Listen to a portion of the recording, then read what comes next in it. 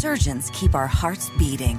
They do the amazing, help save lives, and so can you.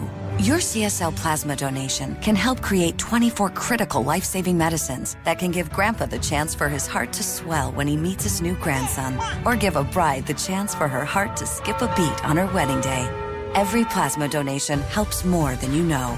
Do the amazing. Help save lives. Donate today at your local CSL Plasma Center and be rewarded for your generosity. This podcast of the Gamecock Central Takeover Hour presented by Firehouse Subs is sponsored by AAA Heating and Air. Attention homeowners. Due to upcoming government regulations, the current energy efficiency ratings for HVAC systems will change. Current inventory cannot be sold after December 31st. As the year 2023 starts, customers can expect to pay an average of 30% more for a new HVAC unit that will meet the new government regulations. So what does this mean for you, the customer? There's no better time to purchase a new HVAC system. AAA Heating and Air must empty their warehouse to make room for the new systems. No deals will be turned down. With their 15-year parts and labor warranty plus guaranteed financing, they have made it possible for anyone to get a new system.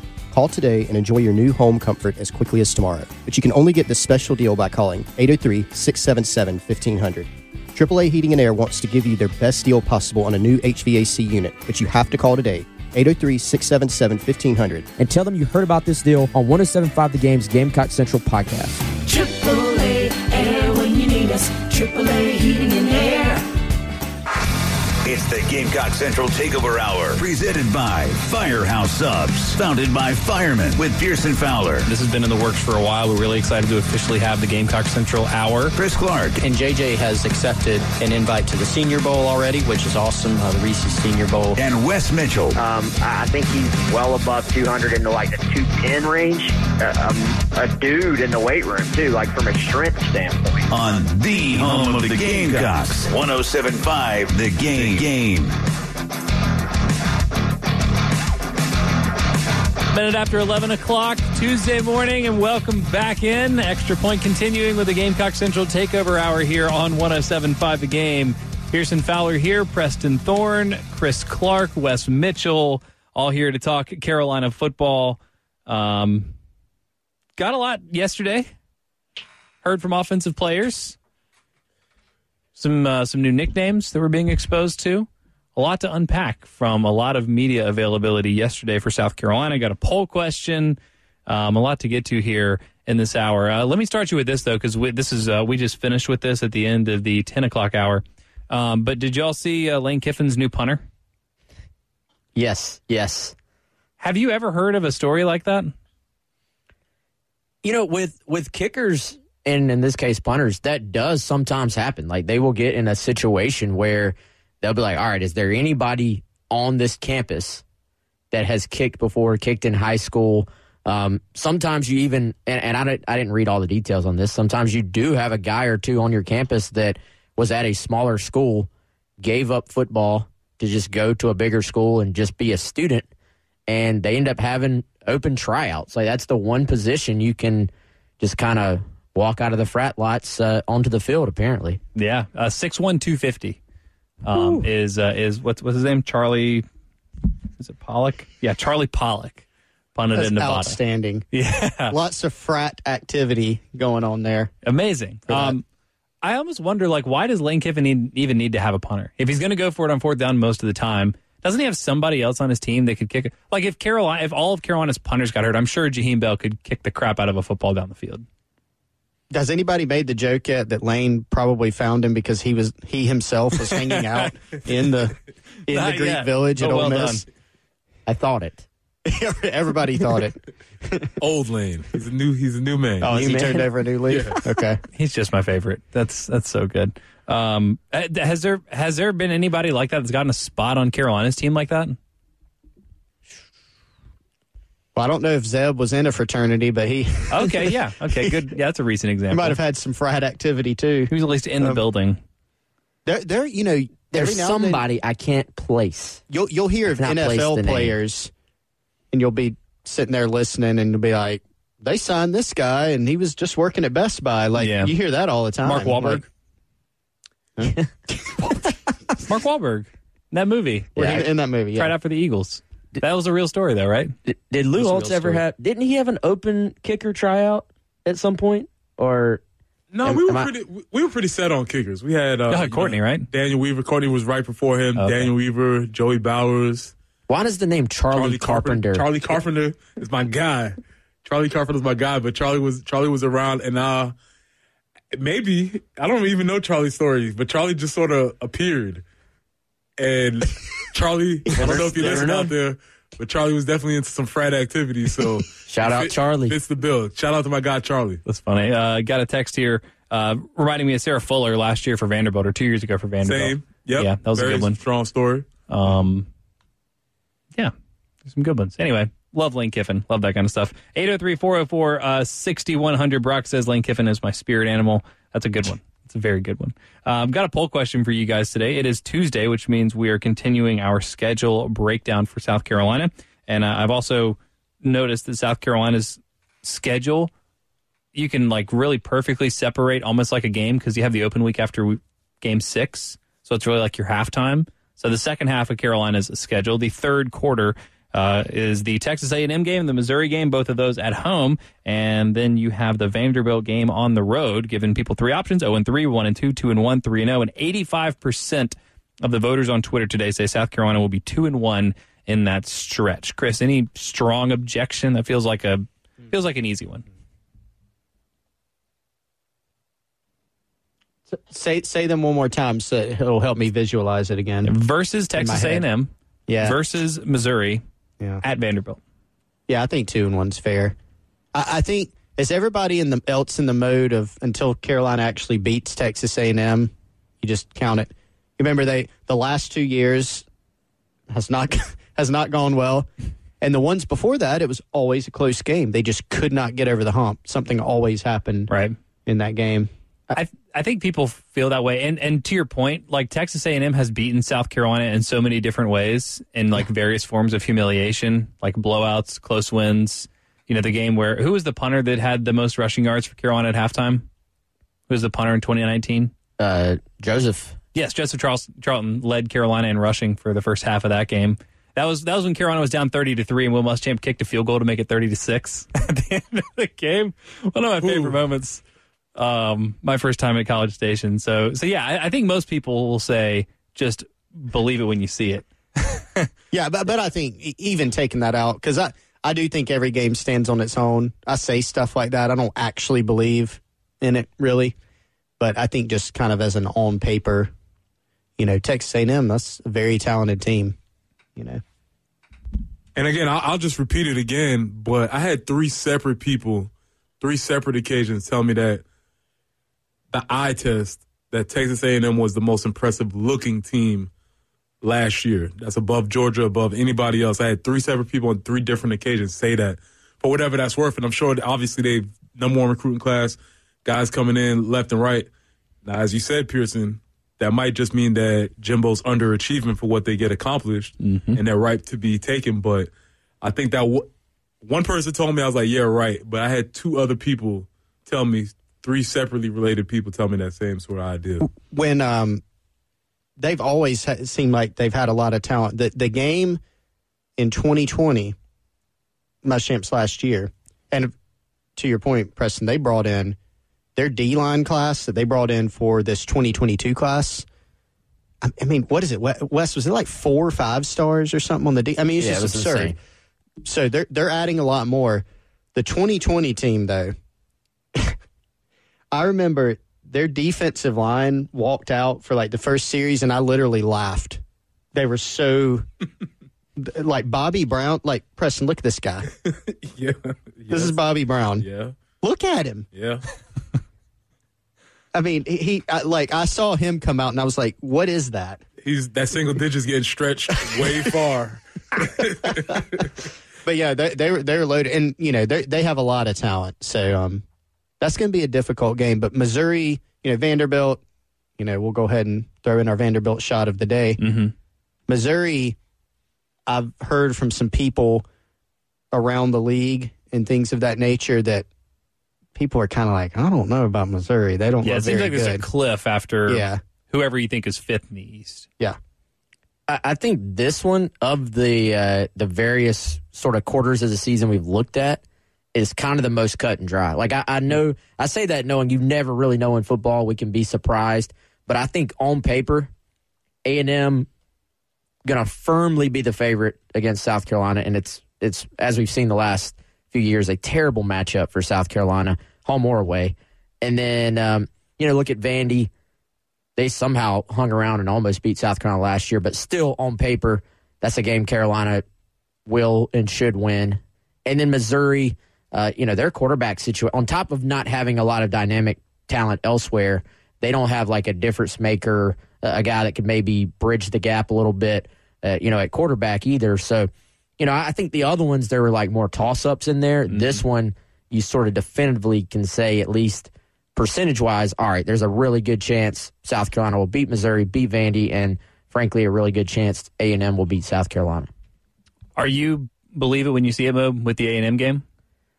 Well, yeah, I just think it's a bad matchup for South Carolina, and I think A&M is really, really talented. So it's not even when I say I believe it, when I see it, that to me would more be along the lines of like, this is a team, these are two teams that are kind of fairly evenly matched, but one team just, for whatever reason, consistently finds a way to beat the other, and you're like, well, they should win, but I'll believe it when I see it. Yeah. In this case, I'm kind of like, A&M, to me, they're not where Alabama, Ohio State, Clemson, Georgia is in the results category, right? But in just sheer talent, particularly up front, defensive front, especially offensive front, it's just such a bad matchup for South Carolina. Like they're among the elite, I think, in their talent, at least at those positions. Yeah, well, I want to come back to that. That's an important part of the puzzle. But I will also point out, Carolina fans, I think, kind of felt the same way about Auburn,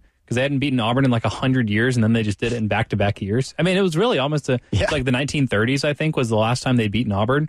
They couldn't beat Auburn in any sport. Yeah, I mean, fencing can't beat them. I mean, just whatever. Yeah. So it's tough. I want to dig back into it. I mentioned the schedule earlier for Texas A&M, but I want to get y'all's thoughts. And I know is it Mark Passwater over at Aggie Yell? I know y'all have done stuff with him before. I think y'all are more connected to Texas A&M than I don't know a single Texas A&M fan or anything in my life, but they're a very, very interesting team. And I wonder, as we, again, this is game 7 for both of these schools. We can look at it on paper now. Even looking at it on paper that week will be a very different story than whatever the rest of the story is. Injuries, momentum, upsets, big wins, big losses that will, a lot of times define how the game gets played out. So I want to dig into that game a little bit more. Not that I'm trying to make a case for Carolina pulling the upset, but just it is an interesting game, and Texas A&M for me is a very interesting team this year. 803-404-6100. Still no phone lines today, so if you guys would like to participate and weigh in on the discussion, the text line is the best way to do that. Same number, 803-404-6100. You can get all of us on Twitter as well, at Pearson Fowler, at Coach P Tweets, at Wes Mitchell GC, at GC Chris Clark. Keep voting on the poll question, and we'll talk a little more Texas A&M next. It's the Gamecock Central Takeover Hour, presented by Firehouse Subs, founded by firemen, with Pearson Fowler, Chris Clark, and Wes Mitchell on the home of the Gamecocks, 107.5 The Game.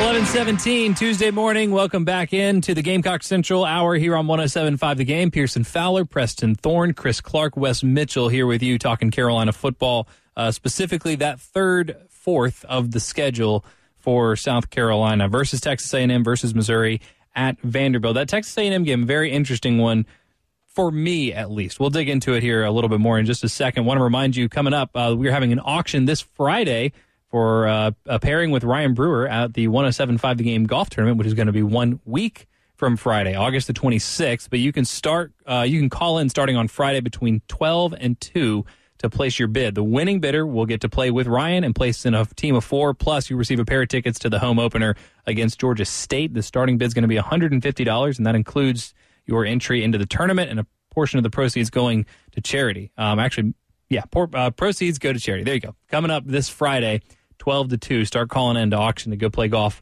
with Ryan Brewer. I will wish you good luck, because that sounds like a fun opportunity. And also, if you win, I will wish you good luck, because you're doing something competitive with Ryan Brewer, which can go a whole lot of different ways. 803-404-6100. I'm talking Carolina football now. Actually, real quick, we were talking about the unusual situation with Ole Miss's new punter. Shadow of Death Valley hit me on Twitter, says not exactly the same scenario, but Danny Ford brought over a soccer player who did double duty that fall between the football team and the football team. Oh, I see what he did there. Went on to play in the NFL, and it's Donald Igwebuike apparently had never played football before, didn't even know the rules of the sport, but was on the soccer team and was asked to come play football. He hit 3 field goals in the 22-15 Orange Bowl win over Nebraska, which clinched the undefeated season for Clemson. So I guess there's a very notable example of like random dude coming in. It's very common in high school. Probably not that common, but does happen at the college level. But a guy who everybody is probably familiar with, if you're listening to this show, Spencer Lanning. Mm-hmm. Lanning Spencer? Yeah, he was a soccer player at York, where I went to high school. And Steve Boyd, the coach at the time, basically was looking for somebody to kick and went to the soccer team and, was just kind of like, all right, is there anybody interested in trying football? And Lanning ends up, obviously saying yes, ends up being York's kicker and punter, and then ends up preferred walk-on at South Carolina, then ends up in the NFL. And so it was kind of, we always thought it was interesting that, Spencer was all about soccer. And I think he actually had a knee injury of some type that affected him on the soccer field and just kind of picked up football. And then next thing you know, fast forward, and he's in the NFL. So it does definitely happen at the high school level. That's why I played for Eric, because I was a soccer player. I didn't ever play football, and then he asked me to come kick my junior year. Really? Yeah. Did you play? Did you hit some field goals? Or? Yeah. Played a little running back, too. That was fun. Just like in blowouts, and then one time when we just had like a bunch of injuries, I played a little running back, which was fun. About to pull up your huddle. Huh? About to pull up your huddle. Did we ever get a scouting report from EK? I did make the news a couple of times because, I would always be in with like the 11th string offensive line. So it was just like take the handoff and run like hell. And so I broke a couple of big runs. I probably had 8 carries or something like that. It was fun. But anyway, then the next year I decided to go up in the booth and I was doing color commentary for the games. We did like a online broadcast of all the home games. So that was the end of my football career. But that's how I know Eric, from playing for him, because he wanted me to come kick. So there you go. There you go. 803-404-6100. The poll question today, wondering how you think South Carolina will do in the third quarter of their season. Texas A&M, Missouri, Vanderbilt. Seems like everyone's going to go 2-1. That is the safe answer here. I'm interested in Texas A&M. Here is their schedule leading up to the South Carolina game. Sam Houston, Appalachian State, Miami, Arkansas in Jerry World, at Mississippi State, at Alabama. Now, they do have an open week right before the South Carolina game, but if you tell me that Texas A&M's coming into that game 4-2, having lost to Alabama and let's just say one of Miami, Arkansas, they lost to Mississippi State last year, who's to say it won't happen again? Wes and Chris, does this... I'm just wondering how fragile this Texas A&M team is. Preston said they were the most impressive team in the country physically last year. They went 8-4. Jimbo Fisher has the same record as Kevin Sumlin. Could the wheels come off by the middle of next season? That's a lot of projection. That's a lot of, it could. Well, they're not going to beat Alabama, probably. So then you're just talking about one other loss in there. They went 8-4 last year. They were kind of bad. I wouldn't have picked them to beat Alabama last year. That's true. That's for sure. They did. I don't think it'll happen this year. Yeah. Without, Because it happened last year. Nick Saban is on a revenge tour. He is out for blood. I would not pick against Alabama this year. No. In any game. Especially that one. Yes. As we're saying that, the ticker on TV says that Nick Saban says last season was a rebuilding year. If last year was your rebuilding year. I mean, they lost twice. Yeah. But everyone's Time for a rebuild. How horrible. Blow it up. Everyone's just penciling Texas A&M in.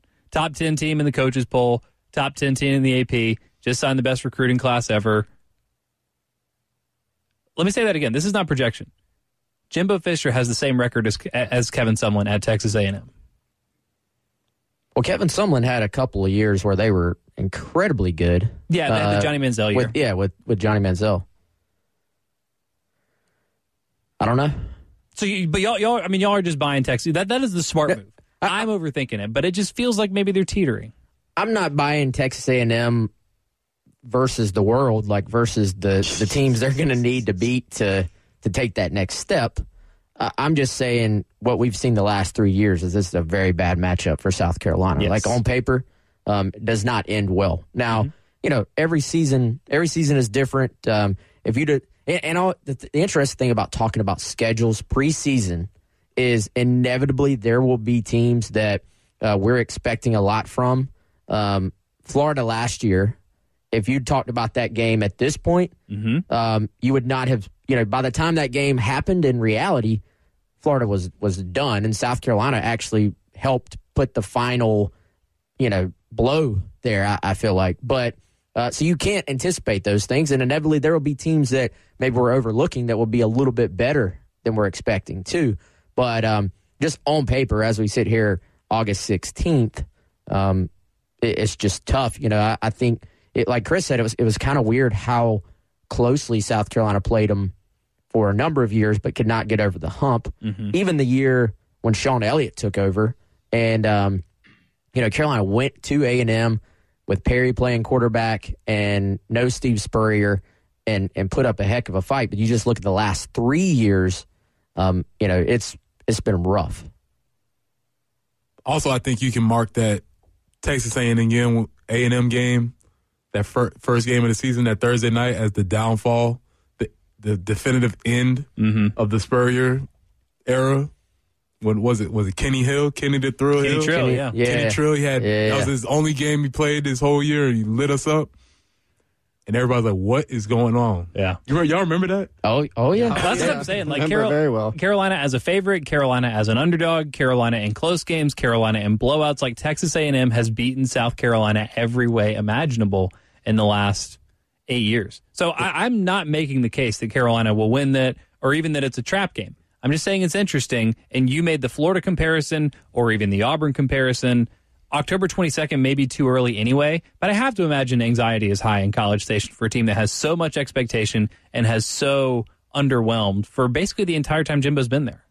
Yeah, no doubt, man. And that game that you're talking about is sort of that's a perfect example of you really, and the great thing about football, you really don't know what's about to happen. Because I remember the excitement and the energy here in Columbia, even though South Carolina lost. We should have seen it coming with all they lost on defense. I remember watching, they had that documentary on Spurrier the night before the game, and South Carolina's at the point now, we just rebuild. Like you just roll new guys in there and everything's going to be fine.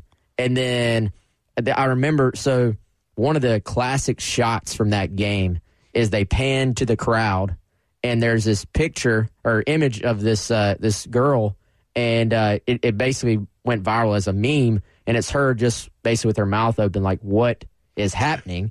And I saw it later on because I was at the game, and I busted out laughing because it was my friend Rebecca Walsh, somebody I had hung out with before, and she went viral on the internet. But it just summed up the entire day for a second. It was like, did that really just happen? And I think everybody in that stadium was looking around going, what now? Like, this is not what we expected at all. A mark of things to come. Yes. Yeah, and auspicious for sure. So 2-1. All four of us agree 2-1? That's where I would be at. I'm there. Preseason. Yeah. Solid. No Texas A&M upset, and Vanderbilt got as close as they were going to get to South Carolina last year. Hopefully. Has it? It's been 3 years since they've won a conference game. Is that right? Are they getting worse? Is that what you're saying? Well, what do they say? The night is darkest before the dawn, and Clark Lee's about to take them back to the top of college football. Okay. So he did say that. He did say that. That's right. And everyone laughed. That's right. And everyone is still laughing about it. 803-404-6100 at Pearson Fowler. Y'all keep voting on the poll question. Seems like this one is pretty well wrapped up, but any other thoughts that you have on that portion of the schedule for South Carolina, would love to hear from you in the text line or on Twitter. You can also get these guys at Coach P Tweets, at GC Chris Clark, at Wes Mitchell GC. If you have any other Carolina football thoughts. Got to hear from a lot of offensive players yesterday. We'll dig back into some of what we heard from South Carolina players after the first scrimmage. Plus, are you guys feeling creative today? Yes. Yep. Excellent. All right, we're going to have a little brainstorming session later to try to come up with some of the most creative NIL opportunities for Carolina players, as inspired by one Nebraska wide receiver who so far is winning all of NIL, at least for me. It's the Gamecock Central Takeover Hour, presented by Firehouse Subs, founded by firemen with Pearson Fowler, Chris Clark, and Wes Mitchell on the home of the Gamecocks, 107.5 The Game. 11:34 Tuesday morning, and welcome back in. Gamecock Central Hour here on 107.5 The Game. Pearson, Preston, Wes, Chris here with you in the Herndon Chevy studios of 107.5 The Game. And one of the great sponsors of the Gamecock Central Hour, making this possible for us to do here in studio every single day, are the wonderful people delivering amazing sandwiches over at Firehouse Subs. You asked earlier if we were going to get creative. I would like to get creative with a sandwich from Firehouse Subs. What do we add? Do it. You know, I think just trading out some ingredients on an Italian, really. Just maybe adding something here and there. Always take the tomato off. Good, man. But I'll tell you, I don't really know, Wes. I haven't decided. So I'm going to go on the Rapid Rescue online. Firehouse Subs app or firehousesubs.com, and I'm going to just kind of peruse what they've got. I might want something different than the Italian, but I'll check it out and see and go from there. Check out the ingredients list. Get creative. Build your own kind of deal. Always a good option at Firehouse Subs. 12 locations, by the way, around the Midlands area. That's plenty. Wherever you're listening to this right now, there's the nearest Firehouse Subs is not far from you guys. No doubt. Great That's choice a good thing. So Shane Beamer has made the case several times that he wishes Carolina got a chance to scrimmage somebody. I think that would be great. They're the only sport at any level that doesn't have any sort of preseason game against another opponent. Maybe this is the case against it. So the Carolina Panthers and New England Patriots are participating in a joint practice right now, which the NFL does, in addition to having preseason games. Seems like a really nice meet in the middle. It's not a real game, but you at least get to practice with somebody that's not yourself. Mike Yuva is live tweeting. Shout out Gamecock Central, also covering the New England Patriots now. Looks like 5 at this point now. Carolina Panthers and New England Patriots have been kicked out of practice after a couple of dust-ups. Kenny Robinson, defensive back for the Panthers, Kendrick Bourne, Christian Wilkerson, and don't know who the other two people are yet. That's kind of the point of this thing, though, right? To get out some of the frustration so you don't have to take it out on your teammates? I kind of like it. There's some energy in the building, it sounds like. How often, Preston, do teams fight? Like, not a brawl. Like, how often? All right, guys, like, y'all got to chill out. Like, how often did that happen in camp?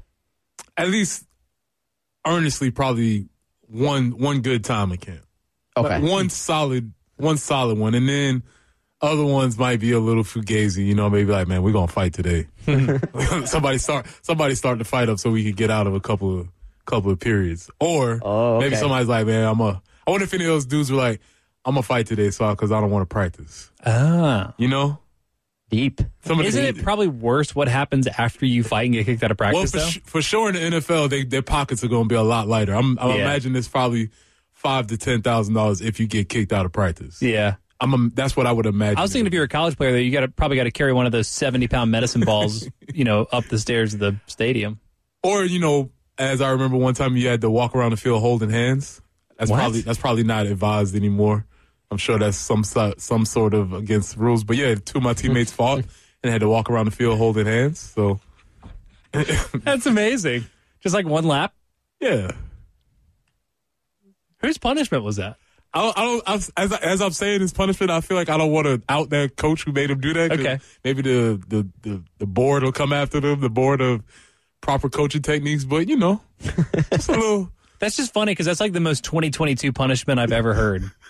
It's like the exact opposite of everything that seems like Lou Holtz two-a-days. That's fascinating. Yeah, I had to walk around the field holding hands. That's really good. I'll always remember preseason camp in 2015. It was a big story that Cam Newton and Josh Norman had gotten into a altercation at practice. And everyone was like, oh, this guy's a hot dog. This guy's whatever. And it was like, no. Like, this is a team that was about to go on a Super Bowl run, and they were like freaking pumped.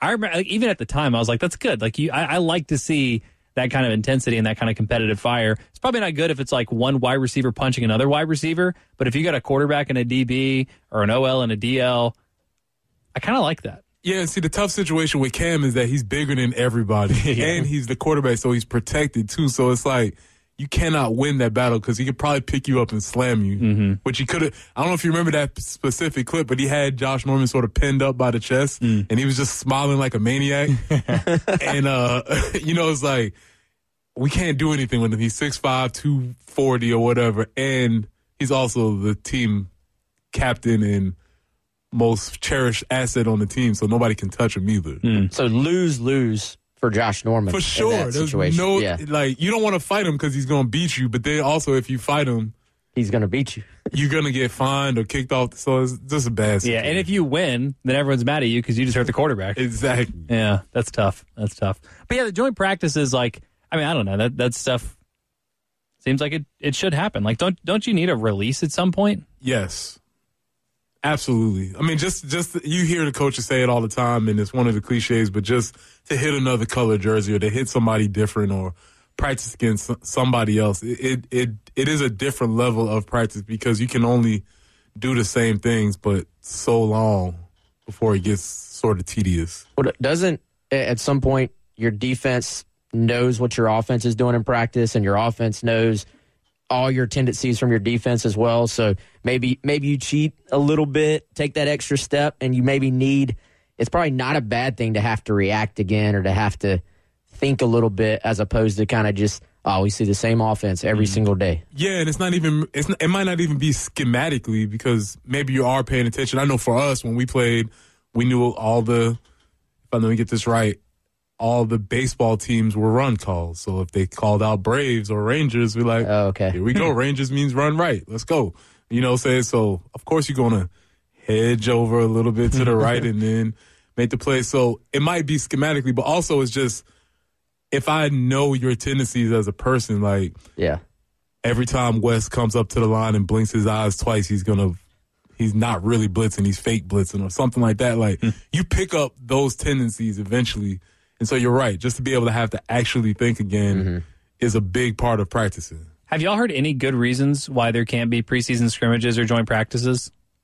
I think there's no real good reason, in my opinion. Like I guess I get this injury. Like, is that not what people say? Like the reason is? Yeah, but people get hurt anyway. I mean, Marshawn Floyd just, I don't minor fractured his foot or whatever. I was just thinking. I remember one of our centers at one point. He had a twitch where his tricep would flex right before he snapped the ball. Whoa! Every single time, and obviously we figured that out. So even if they went on two, if you didn't see his tricep flexing, you knew he wasn't going to snap the ball. So you'd be teeing off on the dude because you knew it was like a split second tricep snap, and you would just. That was like our little secret in the defensive room. That's incredible. So physically, that was just his arm like loading up to snap the ball? Yeah, and everybody has certain ticks that you probably have, whereas another team, if they didn't play against them that long enough, you may or may not notice. But, yeah, it can happen. That's really interesting. So no good reason, but it'll still never happen? I could see it happen one day, I feel like. It's not like college football has been immune to changes lately. That's true. Like, there's been all types of changes. And, here's the thing. Coaches are getting more power, and the coaches are the ones that don't want this. Well, you just said Shane Beamer does want it. Well, he seems to be an outlier. There are enough cowards out there like Mark Stoops that don't want anything hard in life. I would think. Yeah, I was trying to find. I don't know if there's been some recent poll. This has been around for a long time. I was actually looking because I was trying to remember some things about this. It's been around since at least 2012. Like I pulled up something here that's talking about Brady Hoke. Remember him? And Dabo Swinney, like vocally saying they wanted it, and apparently Bob Stoops and Nick Saban were against it at the time. That's probably the main reason it hasn't happened. We got to see. We got to see if Nick's on board with it. If he is, then it'll happen. If not, then maybe not. Everything in college football will be easier when he retires because you can actually vote democratically. It won't just be a dictatorship, which it is right now. Yeah, I'm sure. Plus, whenever they bring something, like everybody just kind of looks over at Nick to decide what he's going to do. It's like, what? Or they just like Even if they don't, they do that, or they just do what he tries to do. Exactly. You know, I mean, yeah, frustrating. In any case, a bunch of people have been kicked out of Panthers and Patriots practice, and maybe that's not the end of it, but y'all keep checking on that. Kind of an interesting story. This is current. You saying this is happening now, or this happened? Yeah, this is happening. Like the first tweet from Mike Yuva was like 10 minutes ago, and then there was another one. It's like there was another dust up, and 2 more people have been escorted off the field. So it's unfolding right now. There are people brawling as we speak. Yeah, that's such an interesting situation because if you're a guy that's trying to make the team, you get kicked out of practice. Is that good for you? Is that bad for you? Maybe a coach sees that. It's really interesting. Yeah, well, I'll be curious to see how this shakes out, and especially once we get kind of the names of everybody involved in this, whether these end up being roster guys or not roster guys. We'll see. 803-404-6100 text line, Twitter at Pearson Fowler, at Coach P Tweets, at GC Chris Clark, at Wes Mitchell GC. We'll wrap up the poll question and put on our creative caps and try to think of some good NIL opportunities. I've been inspired by a Nebraska wide receiver who's put together a fantastic NIL deal for himself. It's the Gamecock Central Takeover Hour, presented by Firehouse Subs, founded by firemen with Pearson Fowler, Chris Clark, and Wes Mitchell on the home of the Gamecocks, 107.5 The Game. 11:49 Tuesday morning. Welcome back into the Gamecock Central Takeover Hour here on 107.5 The Game. Pearson Fowler, Wes Mitchell, Preston Thorne, Chris Clark here with you in the Herndon Chevy Studios of 107.5 The Game.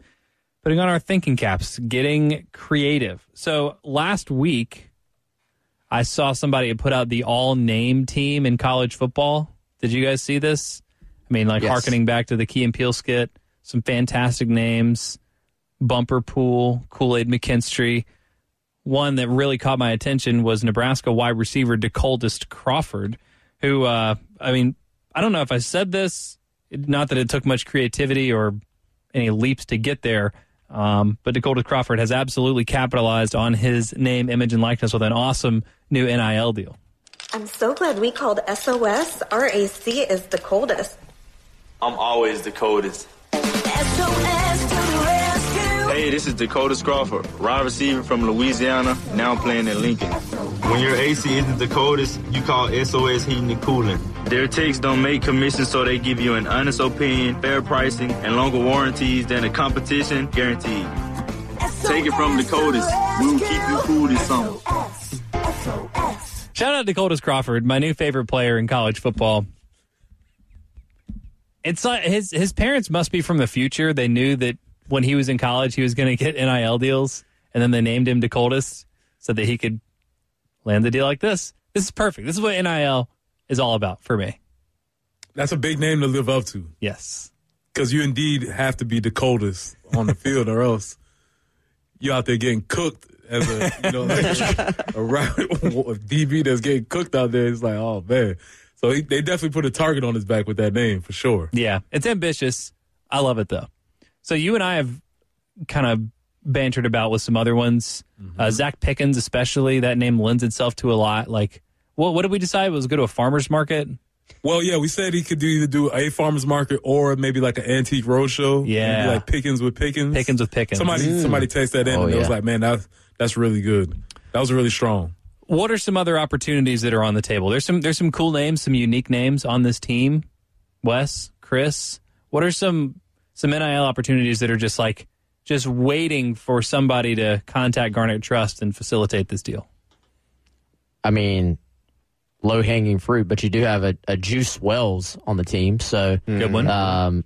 Any juice company would be a pretty easy target there, I think. Trying to think who else we got. By the way, that DeColdest Crawford, I saw this morning, I think it's gotten 3 million views. So pretty high ROI for that company, whatever they paid. Yeah, I was going to say, shout out to that company. If you're listening in Columbia, Perfect. I don't know if they service your area, but I mean, that's seriously what this is all about, or what it should be. Everyone's mad about pay for play. This is what NIL is. I've got one, and I was telling Preston, we brought this up the other day. You remember we were trying to figure out the origin of like Juju beans or Jujubes? Juju beans with Juju McDowell. I don't know if they make those anymore. It's a very old candy. You can still like buy them places, Maybe but like a Mass General or somewhere that has old candy. Maybe they could bring them back. Like everybody's bringing everything back. Exactly. So Jujubes with Juju or something like that. That's my new favorite player on the team, as we discussed the other day. Juju? Yeah, remember? Oh yeah. You wanted to be your favorite player. Hot Rod Finn. That's a good one. Lots The body shop. Yeah. Oh yeah. I feel like there's like a pass to Lavoisier type of, synergy there. Very impressive. Very impressed. Yeah. Very impressed. I hadn't thought about this, and actually he was in the studio recording some of these spots the other day, and I've seen him on Twitter. But Mo Kaba doing the local equipment. Mm-hmm. I didn't think about Mo. Like with a W. I didn't either. Oh. I like it. That's really good. What about Cam Smith? You could just have him driving like a sedan, just a regular family sedan. He's like, my car may be boring, but my play is exciting. Or something like that. Smith. That's really good. Can you hit the little clap button over there? Like that was at least a ding. There we go. Thank you. Oh, that was. I may drive really this mid-sized family sedan, but trust me, my play is more exciting than somebody said something for Tree next year. Mm-hmm. Yeah. Local. I can't believe we didn't think of this one first. Darius Rush for rushes. Oh, yeah. I mean, easy. That's great. Right there. That's great. By the way, that one should happen. I mean, Rushes does a lot of advertising. I want to see Pickens with Pickens YouTube channel. You go to a farmer's market or a yard sale and Pickens. Yeah, he just goes around and he picks up fresh produce and he's like, this is bruised. Yeah. Probably not going to be. He knocks on a watermelon. He's like, it's not sweet. I like it. I like where we're going with this. I could see Zach doing that now. We've seen more of his personality in the last year. I feel like he could have some fun with that. I mean, there's any like pesticide or, we could have watch out for the rattlesnakes, and, the rattlers. The rattlers or something like that. Yeah, like a boot company maybe. There you go. Snake boots. Yeah. There's a boot company that may do a deal with some players, I've heard, out in Texas. That's so good. That might make sense. Shout out to Mr. Lalamandir, my art teacher from elementary school. Says so many options for Boogie. Yeah, what's a good one for Boogie? Oh, yeah. Ooh. We don't have any discotheques around here. Bring back the Boogie. Boogie boarding. Anybody familiar? Anybody remember that pastime? Yeah. Oh, yeah. Maybe there's a Myrtle Beach, one of those cheap shops on the side. Selling Eagles. or wings. Selling boogie boards. Yeah. I just cracked up. I'm looking over the roster for ideas and just cracked up because I stole press. Josh Van. Yeah. He gets in a minivan. He has a family now. He's got a kid, Sliding glass door. Yes. There we go. Do you need to get your car seat in? Try one of my Josh Vans. All right. Let's see. Tony says Rattler's Appetizers at Texas Roadhouse. Okay. Someone says Spencer Rattler for a muffler shop. Shop with Kai Kroger at Kroger. Oh, how did we not get that one? Spelled differently. But still, that's still a little integration there. Mm-hmm. Yeah, as long as you don't have subtitles on, the joke comes across. Austin Stogner for Stogies. Joey Hunter. Okay. There could be some type of Hunter's shop or something. I don't know. This is free, everybody. Everybody listening, these are amazing ideas. If you can own take one of them to these Garnet companies, Trust. then let's make it happen. This is so good. Yeah, so I guess this is the Cato's Power guy with the hashtag Mo Kaba. I don't know. I've seen that like 10 times, and I've heard Mo do that, and I don't know why I never just put the W on the end and figured that one out. By the way, Lil Turbo. Uh-huh. I feel like Turbo is a thing from the 80s. Do people still put turbo boosters on things anymore? Yeah, not really. Everything's pretty maxed out. But a lot of cars come with turbo. They have smaller engines now. Like that's the big engine efficiency thing. Is you put a smaller engine in there, but then it's turbocharged. So turbo. That could All be right. a thing. So to carry on Joyner, there's like the video game parlor down here on Main Street, like Joyner, Joystick, maybe. Or really anything that Carry On does. It's like, hey, join our club. Join our Mark from Twitter weighs in. O'Donnell Fortune needs some type of bank Absolutely. NIL. Or wealth management. Wealth I was saying O'Donnell Fortune can just be a money manager now. Just let Mr. Fortune handle your finances. Mr. Fortune. Mr. Fortune. I feel like that'd be his license plate. I feel like Mr. Fortune might be taking my money for some reason. Like, I don't know if I want to trust Mr. Fortune with my money. Yeah. I think he takes money. Yeah, maybe so. Any other ones before we get out of here? I think Rashad, Famous Amos. Out. Yeah. Boogeyman for Halloween. Taco Bell with Jaheim Bell. Yeah. That's solid. Yeah. Okay. Right. Tonka. Oh. Yeah. I just saw that. Tonka. Easy money. Yeah. Oh, Leggett for a big and tall shops is hard to miss on that one with the nickname XL. XL. Because, so Leggett is like, do you like nice clothes, but you don't want to wear a tarp? Like, you have to go to the big and tall shop. You like right in between big and tall. You still want to wear nice clothes, though? Come shop at XL. Tarp. Tony says Stone Blanton for Cold Stone. I don't think there's a Cold Stone in here anymore, which is very sad. Really? Yeah. Not I think in the they're all Best marble slabs now. Oh, yeah, that's right. In the Great American there Cookie. is a Cold Stone. There is? Yeah, it's on Columbiana Drive. Okay. Hold on, don't give me more free details. They need to give us some money. I'm going to have to hit that up. All right, we're running long here. We're out of time. We appreciate all of the great ideas. Y'all keep them coming. Garnet Trust can help you actually make some of these a reality so that Dakotas Crawford doesn't have the crown for best and most creative NIL deal for long. But also, in all seriousness, shout out to Dakotas Crawford. Halftime show's coming up next. Don't Let This Flop, the new podcast from Rolling Stone, focused on the latest TikTok trends and memes with EJ Dixon and Brittany Spanos. People on TikTok are becoming convinced that pandas are not real animals. There's a lot of trivia about pandas that just underscores how weird they are. Like, did you know they're carnivores, but they almost exclusively eat bamboo? No. They also pee upside down. Did you know they love to pee upside down? Don't Let This Flop. Listen wherever you get your podcasts.